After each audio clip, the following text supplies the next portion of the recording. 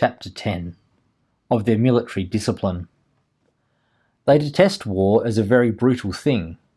and which, to the reproach of human nature, is more practised by men than any sort of beasts. They, in opposition to the sentiments of almost all other nations, think that there is nothing more inglorious than that glory that is gained by war, and therefore, though they accustom themselves daily to military exercises and the discipline of war, in which not only their men, but their women likewise are trained up, that in cases of necessity they may not be quite useless. Yet they do not rashly engage in war, unless it be either to defend themselves or their friends from any unjust aggressors, or, out of good nature or in compassion, assist an oppressed nation in shaking off the yoke of tyranny. They, indeed, help their friends not only in defensive, but also in offensive wars, but they never do that unless they had been consulted before the breach was made, and being satisfied with the grounds on which they went, they had found that all demands of reparation were rejected,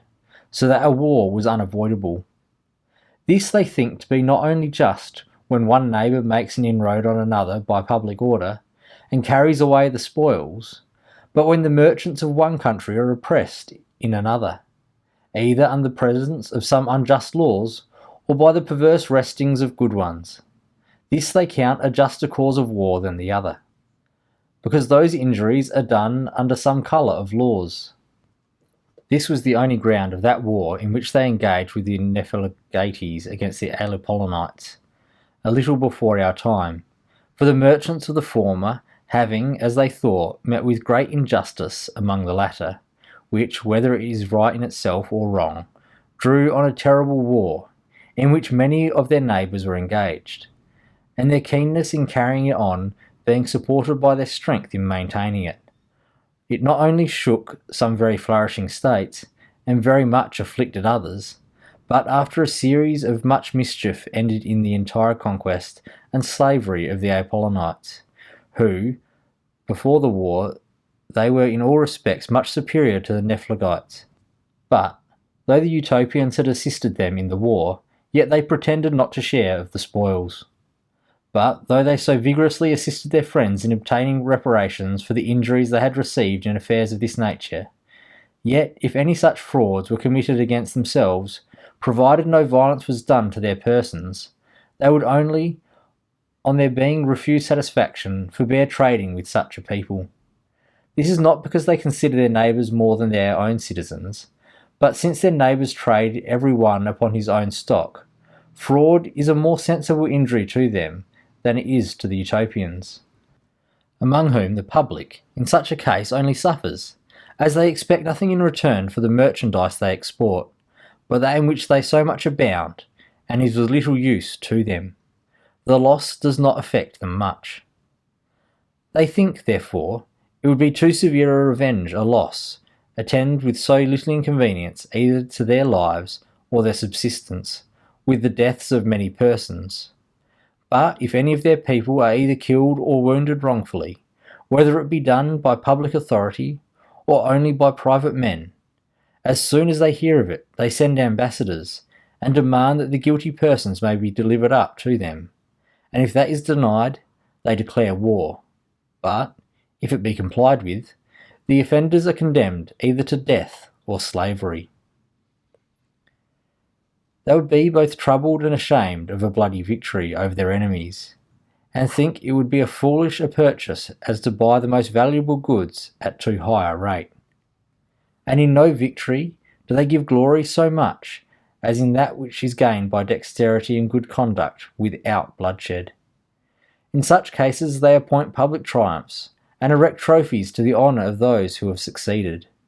For then do they reckon that a man acts suitably to his nature, when he conquers his enemy in such a way as that no other creature but a man could be capable of, and that is by the strength of his understanding. Bears, lions, boars, wolves, and dogs, and all other animals employ their bodily force one against another, in which, as many of them are superior to men, both in strength and fierceness, so they are all subdued by his reason and understanding. The only design of the Utopians in war is to obtain that by force which, if it had been granted them in time, would have prevented the war, or, if that cannot be done, to take so severe a revenge on those who have injured them, that they may be terrified from doing the like for the time to come. By these ends they measure all their designs, and manage them, so that it is visible that the appetite of fame or vainglory does not work so much on there as a just case for their own security. As soon as they declare war, they take care to have a great many schedules that are sealed with their common seal, affixed in the most conspicuous places of their enemy's country. This is carried secretly, and done in many places all at once. In these they promise great rewards to such as shall kill the prince, and lesser in proportion to such as shall kill any other persons, who are those on whom, next to the prince himself, they cast the chief balance of the war. And they double sum to him that, instead of killing the person so marked out, shall take him alive and put him in their hands. They offer not only indemnity, but rewards to such of the persons themselves that are so marked, if they will act against their countrymen.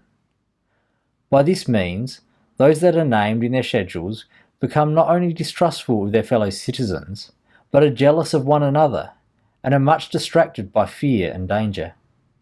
For it has often fallen out that many of them, and even the prince himself, have been betrayed by those on whom they have trusted most. For the reward that the Utopians offer are so immeasurably great that there is no sort of crime to which men cannot be drawn by them. They consider the risk that those run who undertake such services, and offer a recompense proportioned to the danger, not only a vast deal of gold, but great revenues in lands that lie among other nations that are their friends, where they may go and enjoy themselves very securely. And they observe the promises they make of their kind most religiously. They very much approve of this way of corrupting their enemies, though it appears to others to be base and cruel. But they look on it as a wise course to make an end of what would otherwise be a long war, without so much as hazarding one battle to decide it. They think it likewise an act of mercy and love to mankind to prevent the great slaughter of those that must otherwise be killed in the progress of the war, both on their own side and on that of their enemies, by the death of a few that are most guilty, and that in so doing they are kind even to their enemies, and pity them no less than their own people, as knowing that the greater part of them do not engage in the war of their own accord, but are driven into it by the passions of their prince. If this method does not succeed with them, then they sow seeds of contention among their enemies, and animate the prince's brother, or some of the nobility to aspire to the crown. If they cannot disunite them by domestic broils, they then engage their neighbours against them, and make them set on foot some old pretensions, which are never wanting to princes when they have occasion for them. These they plentifully supply with money, though but very sparingly with any auxiliary troops, for they are so tender of their own people, that they would not willingly exchange one of them, even with the prince of their enemy's country. But as they keep their gold and silver only for such an occasion, so when that offers itself they easily part with it, since it would be no convenience to them, though they should reserve nothing of it to themselves. For besides the wealth that they have among them at home,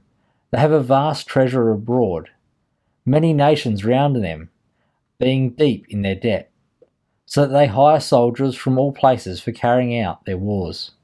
but chiefly from the Zepolites, who live 500 miles to the east of Utopia. They are rude, wild, and fierce nation, who delight in the woods and rocks, among which they were born and bred up. They are hardened both against heat, cold, and labour, and know nothing of the delicacies of life. They do not apply themselves to agriculture, nor do they care either for their houses or their clothes. Cattle is all they look after, and for the great part they live either by hunting or upon rapine, and are made, as if it were, only for war. They watch all opportunities of engaging in it, and are very readily embrace such as are offered to them. Great numbers of them will frequently go out and offer themselves for very low pay to serve any that will employ them. They know none of the arts of life, but those that lead to taking it away. They serve those that hire them, both with much courage and great fidelity, but will not engage to serve for any determined time, and agree upon such terms, that the next day they may go over to the enemies of those whom they serve if they offer them a greater encouragement, and will perhaps return to them the day after, that upon a higher advance of their pay. There are few wars in which they make not a considerable part of the armies of both sides. So it often falls out that they who are related and were hired in the same country and have lived long and familiarly together, forget both their relations and former kinship, kill one another upon no other consideration than that of being hired to do it for a little money by princes of different interests. And such a regard they have for money that they are easily wrought on by the difference of 1 penny a day to change sides. So entirely does their avarice influence them, and yet this money which they value so highly is of little use to them, for that which they purchase thus with their blood they quickly waste on luxury, which among them is but a poor and miserable form. This nation serves the Utopians against all people whatsoever, for they pay higher than any other. The Utopians hold this for a maxim, that they seek out the best sort of men for their own use at home, so they make use of the worst sort of men for the consumption of war, and therefore they hire them with the offers of vast rewards to expose themselves to all sorts of hazards, out of which the greater part never returns to claim their promises. Yet they make them good most religiously to such as escape. This animates them to adventure again, whenever there is occasion for it, for the Utopians are not at all troubled how many of these happen to be killed, and reckon it a service done to mankind if they could be a means to deliver the world from such a lewd and vicious sort of people, that seem to have run together as to the drain of human nature. Next to these, they are served in their wars upon those upon whose account they undertake them, and with the auxiliary troops of their other friends, to whom they join a few of their own people, and send some man of eminent and approved virtue to command in chief. There are 2 sent with him, who, during his command, are but private men, but the first is to succeed him if anything should happen, to be either killed or taken, and in case of the like misfortune to him, the third comes in his place, and thus they provide against all events, that such accidents as may befall their generals may not endanger their armies. When they draw out troops of their own people, they take such out of every city as freely offer themselves, for none are forced to go against their wills, since they think that if any man is pressed that wants courage, he will not only act faintly, but his cowardice disheartens others. But if an invasion is made of their country, they make use of such men, if they have good bodies, though they are not brave, and either put them aboard their ships, or place them on their walls of their towns, that being so posted, they may find no opportunity of flying away,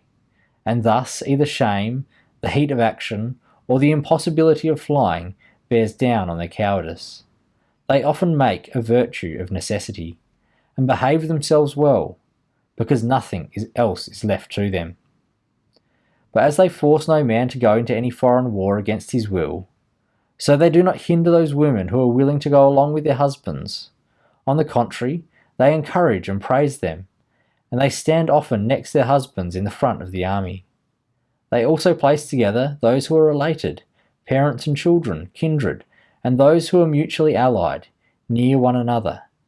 that those whom nature has inspired with the greatest zeal for assisting one another may be the nearest and readiest to do it. And it is a matter of great reproach if a husband or wife survives one another, or if a child survives his parent. And therefore, when they come to be engaged in action, they continue to fight to the last man. If their enemies stand before them, and as they use all their prudent methods to avoid the endangering of their own men, and if it is possible to let all the action and danger fall upon the troops that they hire, So if it becomes necessary for themselves to engage, they then charge with as much courage as they avoided it before with prudence. Nor is it a fierce charge at first, but it increases by degrees, and as they continue in action, they grow more obstinate,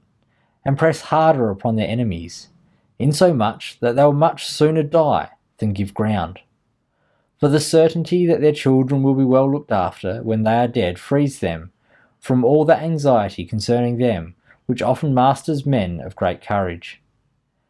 And thus they are animated by noble and invincible resolution. Their skill in military affairs increases their courage, and the wise sentiments which, according to the laws of their country, are instilled in them in their education, give additional vigour to their minds. For as they do not undervalue life, so as prodigally to throw it away, they are not so indecently fond of it as to preserve it by base and unbecoming methods. In the greatest heat of action, the bravest of their youth, who have devoted themselves to that service, single out the general of their enemies,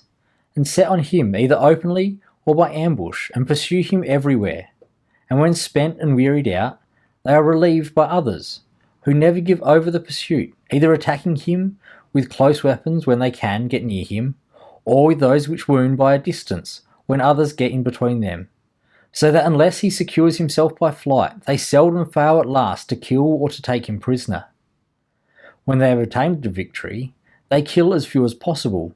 and are much more bent on taking many prisoners than on killing those that fly before them.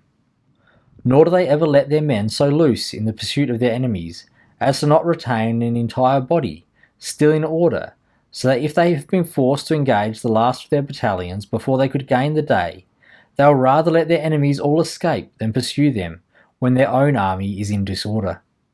remembering well what has often fallen out to themselves, that when the main body of their army has been quite defeated and broken, when their enemies, imagining the victory obtained, have let themselves loose in an irregular pursuit, a few of them that lay for a reserve, waiting a fit opportunity, have fallen on them in their chase, and when straggling in disorder, and apprehensive of no danger, but counting the day their own, have turned the whole action, and wresting out of their hands a victory that seems certain and undoubted, while the vanquished have suddenly become the victorious. It is hard to tell whether they are more dexterous in laying or avoiding ambushes. They sometimes seem to fly when it is far from their thoughts, and when they intend to give ground they do so in that it is very hard to find out their design.